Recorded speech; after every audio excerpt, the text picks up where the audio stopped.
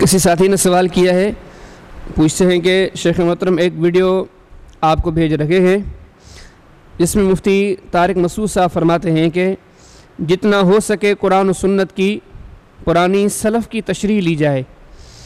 اس video میں گویا مفتی صاحب یہ دعویٰ کر رہے ہیں کہ اہل حدیث ابھی کے علماء کو فالو کرتے ہیں اور ہم سلف کو فالو کرتے ہیں۔ اس کی وضاحت فرمائیں کہ مفتی صاحب کا دعویٰ کس حد تک صحیح ہے۔ بس اب یہ ویڈیو میں نے سنی ہے، آپ بھی موقع ملے تو سن لیں۔ اٹھا کر پھینک دو باہر گلی میں، نئی تہذیب کے انڈے ہیں گندے۔ ہمارا دین یتیم نہیں ہے کہ آج کوئی 15ویں صدی میں بیٹھ کے قرآن و حدیث ہمیں سمجھا رہا ہو۔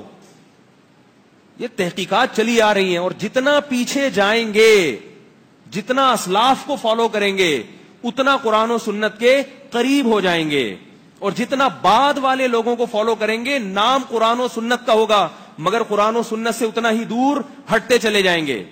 مفتی صاحب یہ تاثر دے رہے ہیں کہ ہم جو ہیں ہم سلف کی تشریح کو لیتے ہیں، اور جو اہل حدیث ہیں وہ ابھی کے مولویوں مفتیوں کی تشریح کو لیتے ہیں کہ ابن باز نے یہ فرمایا، عثیمین نے یہ فرمایا، فوزان نے یہ فرمایا۔ یعنی کہ اس گفتگو سے مفتی صاحب لوگوں کے سامنے جماعت اہل حدیث کو ڈی گریڈ کر رہے ہیں۔ یہ تو ابھی کے علماء کے پیچھے چلتے ہیں، اور اپنے نظریے کو مفتی صاحب ذرا اونچا کر کے پیش کرتے ہیں کہ ہم سلف کی تشریح کو لیتے ہیں۔ بھائی یہ سراسر دھوکہ گئے، اتنا دھوکہ گئے۔ آپ اس کی دلیل مانگو گے، میں اس کے لیے چند باتیں آپ کے سامنے ذکر کرتا ہوں۔ سب سے پہلے تو میں آپ سے یہ پوچھتا ہوں کہ امت میں سب سے پہلے جو سلف ہیں کون ہیں؟ سلف کی پہلی جماعت کون سی ہے؟ صحابہ کرام رضوان اللہ علیہم اجمعین کی۔ سب سے اول تشریح کس نے کی؟ کن لوگوں نے کی دین کی؟ ان صحابہ کرام رضوان اللہ علیہم اجمعین نے۔ اور پھر اگر میں آپ سے پوچھتا ہوں، اگر ان کی بھی کوئی آپ کو متفقہ تشریح مل جائے، یعنی کہ سلف کی سب سے پہلی جماعت صحابہ کی اور صحابہ کرام رضوان اللہ علیہ مجمعین کی بھی ایسی تشریح، قرآن و سنت سے لیا ہوا ایسا فہم کہ جن پر سارے صحابہ متفق ہو جائیں، میں آپ سے پوچھتا ہوں آپ اس تشریح کے بارے میں کیا کہو گے؟ آپ کہو گے وہ تو بڑی بہترین تشریح ہے۔ قرآن و سنت کی تشریح صحابہ کریں اور اس پر صحابہ کا بھی اتفاق ہو جائے، اس سے بہتر تشریح کیا گئے؟ لیکن دکھ کی بات ہے کہ مفتی صاحب اس کو نہیں مانتے۔ آپ کہو گے کیسے؟ میں آپ کے سامنے چند مثالیں ذکر کرتا ہوں۔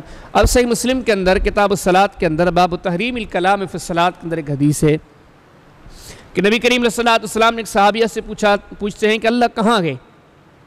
وہ آسمان کی طرف اشارہ کرتے ہیں کہ اللہ تعالیٰ عرش عظیم پر گئے۔ اور ایسی کئی احادیث ہیں کہ صحابہ کرام رضوان اللہ علیہ مجمعین ان روایتوں کے اندر اس چیز کا تذکرہ کرتے ہیں کہ اللہ تعالیٰ عرش پر گئے، اور ان ساری روایات کو سامنے رکھیں کہ گویا صحابہ کا یہ متفقہ فہم ہے کہ اللہ تعالیٰ عرش پر گئے۔ اس کے برعکس کسی صحابی کی یہ سوچ نہیں کہ اللہ تعالیٰ ہر جگہ پر حاضر ناظر ہے۔ سب صحابہ کا اتفاق ہے کہ اللہ عرش عظیم پر گئے۔ دوسری مثال دوں آپ کو، صحابہ میں سے کوئی مقلد تھا؟ میں آپ سے پوچھتا ہوں، کوئی نہیں۔ کسی نے کسی کو تقلید کا درس دیا؟ نہیں۔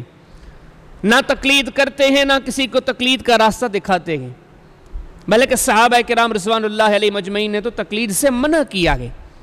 امام وکیع بن جراح اپنی کتاب الزہد کے اندر باب حوان الدنیا میں یہ روایت لاتے ہیں کہ سیدنا معاذ بن جبل رضی اللہ تعالیٰ فرماتے ہیں کہ سنو، کسی بھی عالم کی تقلید نہیں کرنی۔ اب یہ صحابہ کا متفقہ فہم ہے۔ اس زمانے میں کوئی مقلد نہیں، اس زمانے میں کسی کو تقلید کا درس نہیں دیتے، بلکہ یہ لوگوں کو تقلید سے منع کرتے ہیں۔ کوئی کتنا بھی بڑا عالم اس کی تقلید نہ کرے۔ صحابہ کا تیسرا متفقہ فہم میں آپ کے سامنے پیش کروں، سارے صحابہ جرابوں پر مسح کرنے کو جائز سمجھتے ہیں۔ سنن نبی داؤد کے اندر کتاب الطہارہ کے اندر باب المسح علی الجوربین کے اندر امام ابو داؤد رحمہ اللہ نے 9 صحابہ کے نام گنوائے۔ یہ سارے جرابوں پر مسح کرنے کو جائز سمجھتے ہیں، اور یہی آثار باسند صحیحہ مصنف عبدالرزاق میں کتاب الطہارہ میں باب المسح علی الجوربین میں مصنف ابن ابی شیبہ میں کتاب الطہارہ میں باب فی المسح علی الجوربین میں بعض سند صحیحہ موجود ہے کہ یہ سارے صحابہ جرابوں پر مسح کرنے کو جائز سمجھتے ہیں۔ وہ صحابہ کرام کا متفقہ فہم گے کہ جرابوں پر مسح کرنے میں کوئی حرج نہیں، یہ چیز جائز ہے۔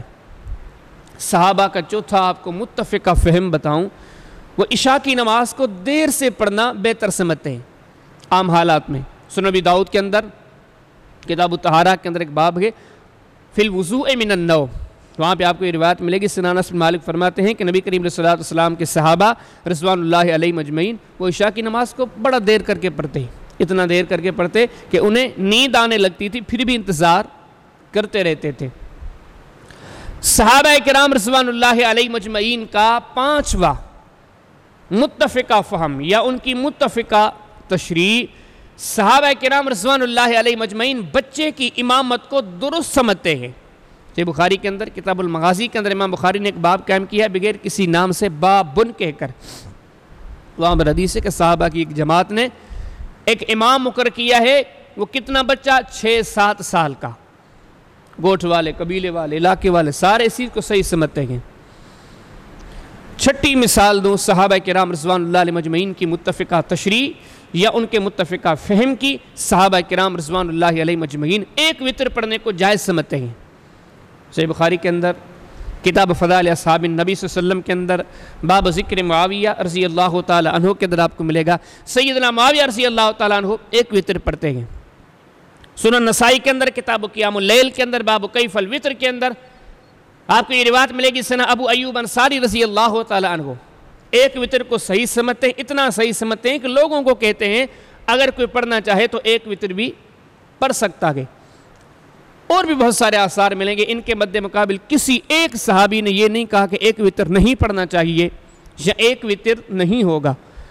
تو یہ صحابہ کا متفقہ فہم ہے کہ ایک وتر پڑھنا بھی صحیح ہے۔ ساتویں مثال دو صحابہ کرام رضوان اللہ علیہ مجمعین کے متفقہ فہم کی کہ صحابہ کرام رضوان اللہ علیہ مجمعین فرض پڑھنے والے کے پیچھے نفل پڑھنا جائز سمجھتے ہیں یا نفل پڑھنے والے کے پیچھے فرض پڑھنا جائز سمجھتے ہیں۔ اس پر صحابہ کا سمجھو کہ اتفاق ہے۔ صحیح بخاری کے اندر کتاب الاذان کے اندر ایک باب ہے اذا طول الامام، وہاں پر حدیث ہے کہ نبی کریم علیہ السلام کے زمانے میں سیدنا معاذ بن جبل رضی اللہ تعالیٰ عنہ عشاء کی نماز نبی کریم علیہ السلام کے ساتھ پڑھتے ہیں مسجد نبوی میں، نبی کریم علیہ السلام پڑھا رہے ہیں۔ اب اس نماز یہاں سے فرض پڑھ چکے گئے، اب بسی کی طرف جاتے ہیں، بسی والے پیچھے انتظار میں گئے، وہاں پہ جا کے یہ دوبارہ نماز پڑھتے ہیں۔ اب یہ دوبارہ پڑھی جانے والی نماز سے نماز کی نفل ہے، پیچھے والوں کا فرض ہے۔ پیچھے والے بھی صحیح سمجھتے ہیں، سے نماز رضی اللہ تعالیٰ بھی اس کو صحیح سمجھتے ہیں اور دوسرے ساتھی بھی اس کو، کسی نے اس چیز کو معیوب نہیں جانا۔ یہ متفقہ تشریح ہو رہی ہے صحابہ کرام کے زمانے کی۔ آٹھواں معاملہ جس پر سلف کی سب سے اولین جماعت صحابہ کرام رضوان اللہ علیہ مجمعین کا اتفاق ہے، یہ ان کی تشریح ہے، قرآن و سنت سے جو انہوں نے سمجھا ہے وہ میں آپ کے سامنے ذکر کر رہا ہوں۔ مغرب سے پہلے دو سنتوں کو وہ بہتر افضل یا جائز سمجھتے ہیں۔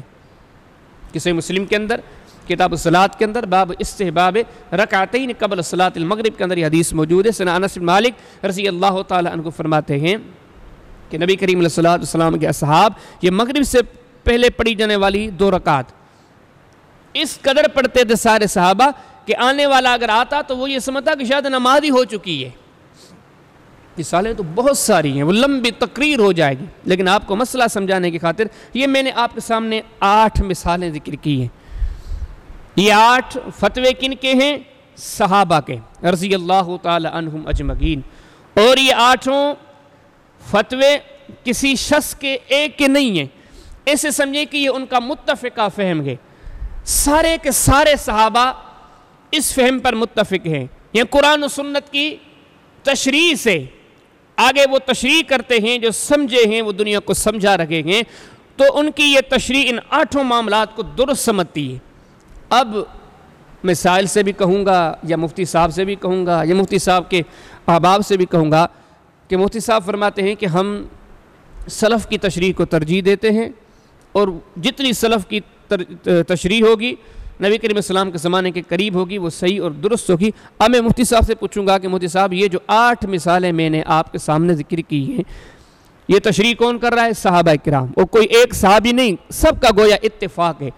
اب یہ صحابہ کی متفقہ تشریح کی 8 مثالیں میں نے آپ کے سامنے رکھی ہیں، کیا مفتی صاحب آپ ان 8 چیزوں کو مانتے ہیں؟ آپ کی جماعت مانتی ہے؟ آپ کے ہم نوا مانتے ہیں؟ آپ کے ہم مشرب مانتے ہیں؟ جواب آتا ہے کہ نہیں، ہم تو ان 8 چیزوں کے خلاف نظریہ رکھتے ہیں۔ یہ چیزیں سوچنے کی ہیں اللہ کے بندوں۔ کئی لوگ بیٹھ کے 2 علماء اور خطبہ کی باتیں سننے سنانے کے بجائے ان کے ذات کا تقابل کر رہے ہوتے ہیں۔ کئی لوگ بھی تبصرہ کرتے ہیں مفتی صاحب تو بہت بڑے سینئر ہیں، یہ تو ابھی کے جونیئر بندے ہیں، یہ باتیں کر رہے ہیں، مفتی صاحب تو یہ او اللہ کے بندو حقائق پہ غور کرو۔ مفتی صاحب کو بھی مر کر قبر میں دفن ہونا ہے، مجھے بھی مر کر قبر میں دفن ہونا ہے، رہنا کسی کو نہیں ہے۔ کل من علیہا فان، ساری دنیا فنا ہو جانی ہے۔ وَيَبْقَى وَجْهُ رَبِّكَ ذُو الْجَلَالِ وَالْإِكْرَامِ، اسی کے ذات کو باقی رہنا ہے۔ تو اللہ تعالیٰ فرماتے ہیں کہ تم میں سے ہر بندے کو چاہیے کہ دلیل کے ساتھ جیو۔ ہاتھو برہانکم ان کنتم صادقین، سچے ہو تو مولویوں کو نہیں دلیل کو دیکھو۔ سچے لوگ وہ ہیں جو دلیل پہ قائم رہتے ہیں، دلیل پر مرتے ہیں۔ ان باتوں پہ ذرا غور کریں، اللہ سے ڈر کر ان حقائق پہ غور کریں۔ مفتی صاحب کہتے ہیں کہ ہم سلف کی تشریح کو لیتے ہیں، لیکن میں نے سلف کی نہیں بلکہ سلف کی عظیم ترین جماعت صحابہ کی متفقہ تشریح کے 8 مثال دیے ہیں۔ نہ مفتی ماننے کو لیے تیار ہے، نہ مفتی کے ہم نوا ماننے کے لیے تیار ہیں۔ مجھے بتاؤ پھر یہ دعویٰ دھوکہ نہیں تو اور کیا ہے؟ لوگوں کو کہا جاتا ہے کہ یہ اہل حدیث یہ تو ابھی کے علماء کی باتوں کو مانتے ہیں، ہم تو سلف کو مانتے ہیں۔ آپ کہاں سلف کو مانتے ہیں؟ مان کے دکھاؤ۔ اور یہ بات تو آپ سمجھ گئے، اور اگر آپ نے ذرے برابر بھی اللہ سے ڈر کر فیصلہ کرنے کی کوشش کریں گے معاملہ تو کلیئر ہے۔ لیکن اگلی بات وہ اور زیادہ اہم ہے، ذرا غور فرمائیں۔ قرآن پاک اگر آیت پیش کرتے ہیں تو یہ کہا جاتا ہے کہ اس کو آپ نہیں سمجھ سکتے، سلف کی تشریح، گویا ان لوگوں نے قرآن بھی چھڑوا دیا، وہ نہیں پڑھ سکتے، وہ نہیں سمجھ سکتے۔ حدیث رسول پیش کرتے ہیں، کہتے ہیں آپ کو کیسے پتہ چلے گا؟ حدیث بہت بڑا علم ہے، اس کو آپ نہیں سمجھ سکتے، آپ نہیں پڑھ سکتے۔ سلف کی روشنی، قرآن بھی چھڑوا دیا، حدیث بھی چھڑوا دی۔ آگے سے ہم نے کہا کہ ٹھیک ہے یہ صحابہ کرام کے متفقہ آثار ہیں، مفتی صاحب یہ مفتی صاحب کے حوارین سے ہم کہتے ہیں آپ لے لو، کہتے ہیں کہ نہیں یہ بھی نہیں، اب قرآن بھی چھڑوا دیا، حدیث بھی چھڑوا دی۔ آگے صحابہ جو امت کے اولین سلف ہیں ان کی متفقہ تشریح وہ بھی ماننے کے لیے تیار نہیں، یہ بھی نہیں مانیں گے۔ اچھا صحابہ کرام کے بعد کبار تابعین ہیں، کبار تابعین، اویس قرنی سے لے کے بڑے بڑے کبار تابعین، آپ ان کے اقوال آثار مصنفات سے معاجم سے لے کے پیش کریں، وہ بھی نہیں مانتے۔ آخر کیا کہنا چاہتے ہیں مفتی صاحب آپ ہی؟ آپ کے وہ کہتے ہیں کہ ہم یہ کہنا چاہتے ہیں ہماری سلف سے مراد یہ کہ صرف امام ابو حنیفہ رحمہ اللہ، نہ صحابہ نہ دیگر تابعین، صرف امام ابو حنیفہ رحمہ اللہ۔ اب 2 منٹ کے لیے غور کریں، ہم کہتے ہیں مفتی صاحب ٹھیک ہے اگر آپ یہ کہتے ہیں ہم آپ کی اس بات کو بھی ماننے کے لیے 2 منٹ کے لیے تیار ہیں، لیکن ہم نے جو ابھی 8 مثالیں دی ہیں آپ ان کو ماننے کے لیے تیار نہیں ہیں، آپ ان کے برعکس نظریہ رکھتے ہیں، اور آپ یہ کہتے ہیں کہ ہم امام ابو حنیفہ رحمہ اللہ کو فالو کرتے ہیں۔ اب یہ 8 مثالیں اس کے برعکس آپ امام ابو حنیفہ رحمہ اللہ سے ثابت کر کے دکھائیں کہ امام صاحب نے کبھی کہا ہو کہ اللہ تعالیٰ ہر جگہ پر حاضر ناظر ہے، امام صاحب نے کبھی کہا ہو کہ نہیں تقلید ضروری ہے کرنی چاہیے، امام صاحب نے کبھی کہا ہو کہ سنو خبردار جرابوں پر مسح ہر صورت میں ناجائز ہے حرام ہے، کہ امام صاحب نے کہا ہو کہ سنو عشاء کی نماز تاخیر سے پڑھنا غلط ہے جلدی سے پڑھ لو، امام صاحب نے کبھی فتویٰ دیا ہو کہ بچے کی امامت کرنا ناجائز ہے حرام ہے، امام صاحب نے ایک وتر پڑھنے کو ناجائز جانا ہو غلط سمجھا ہو، امام صاحب نے کہا ہو فرض پڑھنے والے کے پیچھے نفل نہیں ہوگی، نفل پڑھنے والے کے پیچھے فرض نہیں ہوگی، یا امام صاحب نے کہا ہو کہ مغرب سے پہلے یہ جو 2 رکعت پڑھی جاتی ہیں یہ ناجائز ہیں یہ غلط ہیں۔ اب میں مفتی صاحب سے ان کے ساتھیوں سے کہتا ہوں آپ نے قرآن بھی لوگوں سے چھڑوایا، حدیث بھی چھڑوا دی، صحابہ کی متفقہ تشریح بھی آپ نے چھڑوا دی، کبار تابعین کا فہم بھی آپ نے چھڑوا دیا، آپ نے کہا کہ ہم امام صاحب کی بات مانتے ہیں۔ اب یہ 8 باتیں امام صاحب سے باسند صحیح آپ ثابت کریں۔ ہدایہ ودایہ سے نہیں، یہ تو صدیوں بعد لکھی گئی ہے، نہ ہی مسند امام اعظم جیسی کتاب سے، یہ تو صدیوں بعد لکھی گئی ہے۔ کسی مستند کتاب سے باسند صحیحہ، یہ 8 چیزیں جو آپ امام صاحب کی طرف منسوب کرتے ہیں، کسی مسند کتاب سے باسند صحیحہ ثابت کریں۔ میں دعویٰ سے کہتا ہوں قیامت کی صبح تک نہ مفتی صاحب ثابت کر سکتے ہیں، نہ مفتی صاحب کے حواری ثابت کر سکتے ہیں۔ اب اللہ سے ڈر کے بتاؤ، یہ کیا کوئی تماشا تو نہیں بنایا ہوا دین کے نام پر؟ شریعت کو کھیل تو نہیں سمجھا ہوا؟ قرآن بھی نہیں پڑھو، حدیث بھی نہیں پڑھو، صحابہ کی متفقہ تشریح آتی ہے اس کو بھی نہیں مانتے، کبار تابعین کے معاملات آتے ہیں اس کو بھی نہیں مانتے۔ چلو بلا امام ابو حنیفہ رحمہ اللہ سے ثابت کر دو، اس سے بھی ثابت نہیں ہے۔